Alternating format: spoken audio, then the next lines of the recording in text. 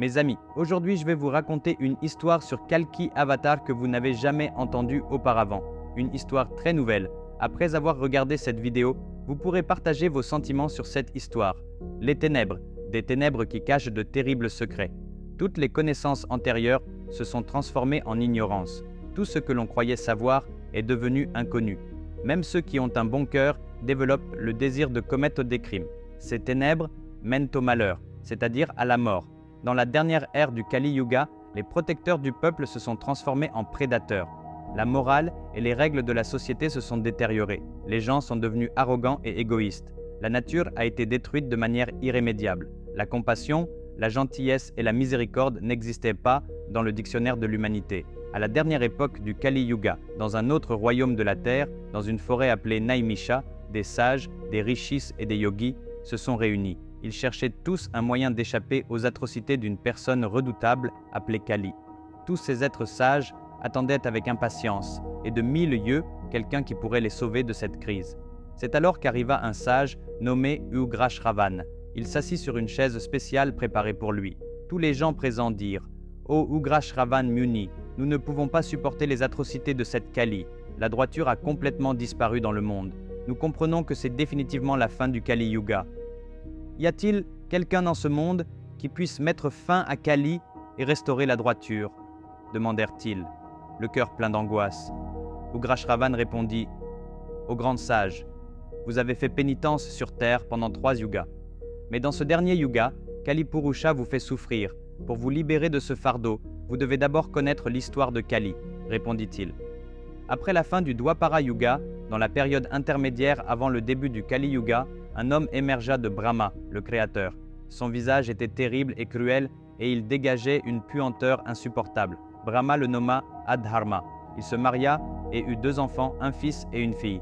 Nés des mêmes parents, ils étaient frères et sœurs. Cependant, au mépris de la nature, ils se marièrent et devinrent mari et femme. Ce fut la première relation perverse de l'histoire de l'humanité. Ils ont également eu un fils et une fille. Suivant l'exemple de leurs parents, ses frères et sœurs se sont également mariés et sont devenus mari et femme. Ils eurent des enfants appelés Krodha et Imsa. Comme leurs ancêtres, ils se marièrent contre les normes de la nature. Le fils qu'ils eurent fut le plus terrible, Kali. Kali avait une sœur appelée Durukti. Ces deux-là se marièrent également et devinrent mari et femme. Ils eurent de nombreux fils et filles. Leurs enfants épousèrent également leurs frères et sœurs et eurent leur propre descendance. Ces descendants se sont répandus sur tout le vaste territoire de l'Inde. Leur seul but était de détruire la richesse des connaissances indiennes, contenues dans les Védas, les Upanishads et les Puranas. Ils ont provoqué un grand chaos dans la société. Les yagnas, rituels sacrificiels sur terre, ont cessé et les hommes, adoptant le principe « mon corps, ma volonté », ont complètement abandonné leur culture. Les hommes ont détruit la nature. Incapables d'assister à cette dévastation, Brahma et tous les dieux se rendirent auprès de Sri Mahavishnu à Vaikunta et le supplièrent de sauver la terre. Sri Mahavishnu leur assura « Je vous promets de renaître sur cette terre, dans une famille de brahmanes. J'éliminerai Kali, sa famille et tous ses partisans, sans laisser personne derrière moi. Je restaurerai le dharma et les systèmes védiques sur cette terre. Dans cette grande mission, j'aurai besoin de votre aide. Soyez prêts à naître en tant que membre de ma famille et disciples. Je formerai une grande armée et je mènerai une Dharma Yuddha, guerre juste contre les descendants Adharma de Kali, a-t-il promis. Sri Mahavishnu dit alors à son épouse Lakshmi « Pour cette mission, tu naîtras en tant que fille du roi de Simala. Je m'occuperai du reste. Bonjour, si vous êtes nouveau sur ma chaîne, je m'appelle Vikramaditya et je viens d'Inde. En seulement 30 secondes, je veux vous présenter un outil qui peut changer votre vie, le Mahabharat que j'ai moi-même écrit. On dit que quels que soient les problèmes auxquels vous êtes confrontés, vous pouvez trouver des solutions dans le Mahabharat. Je suis convaincu que la lecture de ce livre sera l'une des expériences les plus enrichissantes de votre vie. Ces histoires intemporelles ne sont pas seulement un support de lecture, elles constituent une bibliothèque complète de solutions à vos défis quotidiens. L'histoire complète du Mahabharat est disponible en 2 parties et en plus de 50 langues. Vous trouverez dans la description des liens qui vous permettront de faire entrer ce livre transformateur dans votre foyer. N'oubliez pas qu'il ne s'agit pas seulement d'un livre, mais d'une porte vers la sagesse. Plusieurs milliers d'années se sont écoulées après cela. Pendant cette période, la société humaine a connu de nombreux changements. La technologie moderne s'est développée, mais une chose est restée inchangée, l'influence de Kalipurusha s'est maintenue et a même augmenté. La folie, les comportements bizarres et le chaos parmi les gens augmentaient de jour en jour. Le 12e jour de la quinzaine sombre du mois de Vaishakha, une joie inexplicable commença à se répandre dans le cœur de tous les habitants de la ville de Shambhala. Au même moment, Sumati, la femme d'un brahmane nommé Vishnuyasha, commença à accoucher. Vishnuyasha, incapable de voir la souffrance de sa femme, pria Sri Mahavishnu, les larmes aux yeux. À ce moment propice de l'Abhijit Muhurta, Sri Mahavishnu lui-même est né des entrailles de Sumati. Contrairement aux autres enfants, ce bébé n'a pas pleuré à la naissance. Au contraire, il regarda autour de lui et sourit à toutes les personnes présentes. Ce bébé n'était autre que la 10e incarnation de Sri Mahavishnu. Vishnuyasha avait déjà 3 fils nommés Kali, Prajna et Sumantra. Tout le monde était émerveillé par le corps rayonnant du nouveau-né Kalki. Les habitants de Shambhala commencèrent à croire qu'un enfant divin était né dans leur ville.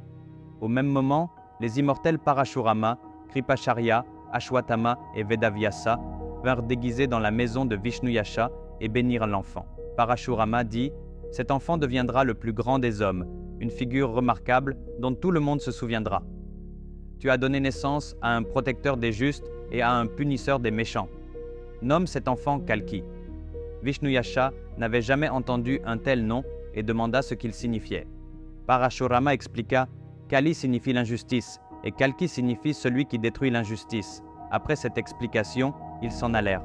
Le temps passa et Kalki grandit. Vishnuyasha l'éleva avec grand soin, lui enseignant les Védas, lui inculquant des valeurs et faisant de lui une personne importante.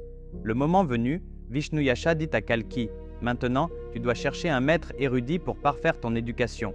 Tu dois le trouver toi-même. Voyage à travers l'Himalaya. Peut-être y trouveras-tu ton gourou. » Alors que Kalki traversait l'Himalaya, il rencontra un personnage majestueux brandissant une hache de guerre. Cette personne n'était autre que Parashurama, la 5e incarnation de Sri Mahavishnu. Dès que Kalki le vit, il éprouva un sentiment inexplicable de Guru Bhavana, c'est-à-dire de vénération pour un gourou. Avant que Kalki ne puisse demander à être accepté comme disciple et à recevoir un enseignement, la personne elle-même lui dit « Je sais ce que tu veux demander.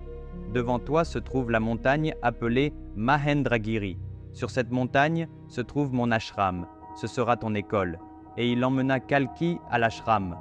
Dans l'ashram de Parashurama, Kalki apprit avec assiduité 64 types de connaissances différentes.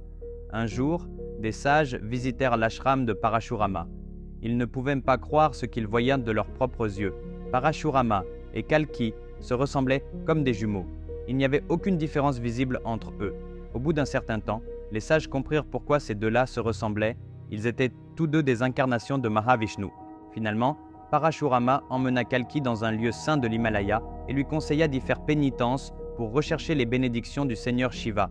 Après une pénitence intense, le Seigneur Shiva apparut à Kalki et lui accorda des bienfaits.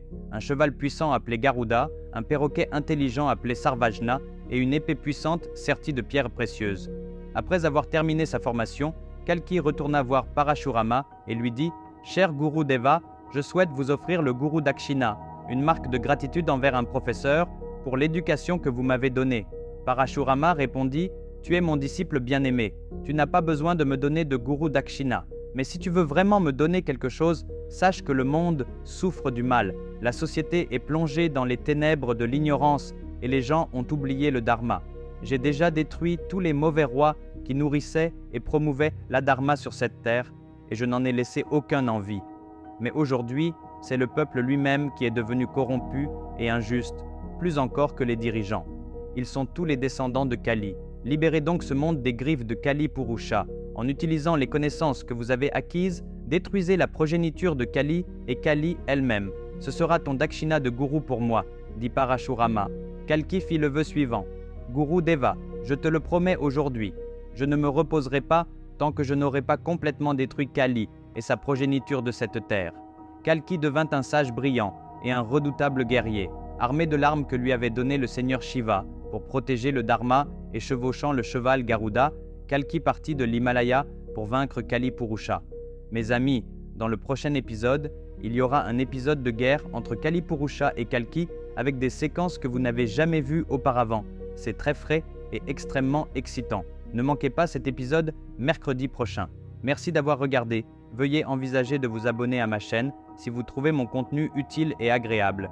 Si vous êtes prêt à transformer votre vie grâce à la sagesse du Mahabharat, cliquez sur le lien dans la description pour obtenir votre exemplaire dès aujourd'hui. N'oubliez pas d'aimer, de vous abonner et de cliquer sur l'icône de la cloche pour plus de contenu inspirant. Rendez-vous dans la prochaine vidéo.